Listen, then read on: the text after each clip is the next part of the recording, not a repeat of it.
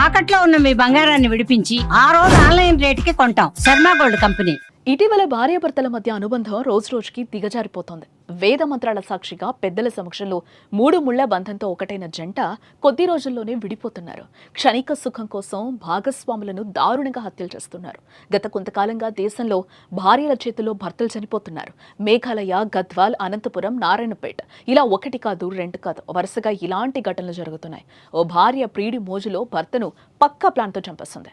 దృశ్యం సినిమాను తలపించేలా భర్త శవాన్ని ఇంట్లోనే టైల్స్ కింద పూడ్చిపెట్టింది. ఏం తెలియని అమాయకురాలాగా డ్రామాలాడేసింది. ఈ ఘటన ఎక్కడ జరిగింది, పోలీసులు ఈ కేసుని ఎలా ఛేదించారో చూద్దాం.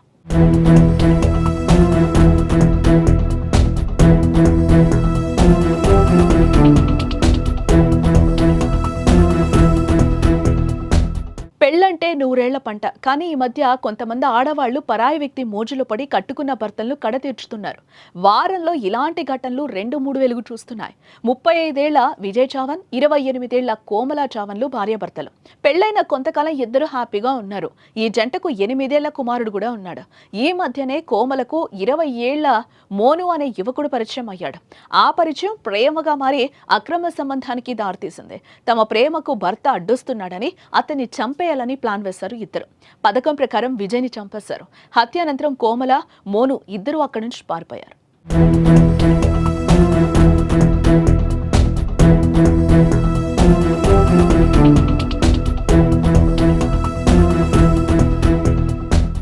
ఎప్పుడో తన సోదరులతో టచ్లో ఉండే విజయ్ చాహన్ అదృశ్యమయ్యాడు. అతని ఆచూకీ కోసం నగరం మొత్తం వెతికారు. తెలిసిన ప్రతి ఒక్కరిని అడిగారు. 2 రోజుల కిందటే కోమల్ తన పక్కింట్లో ఉండే మోనును కూడా కనిపించకుండా పోయారు. దీంతో అతని సోదరుడికి అనుమానం వచ్చింది. ఇంట్లోకి వెళ్లి చూడగా లోపల ఒక రకమైన వాసన రావడం, టైల్స్ తీసినట్లు కనిపించింది. అనుమానం వచ్చి టైల్స్ తీయగా భయంకరమైన దుర్వాసన రావడంతో వెంటనే పోలీసులకు సమాచారం ఇచ్చారు. పోలీసులు అక్కడికి చేరుకుని మట్టిని తొలగించి అందులో మృతదేహాన్ని బయటకు తీశారు.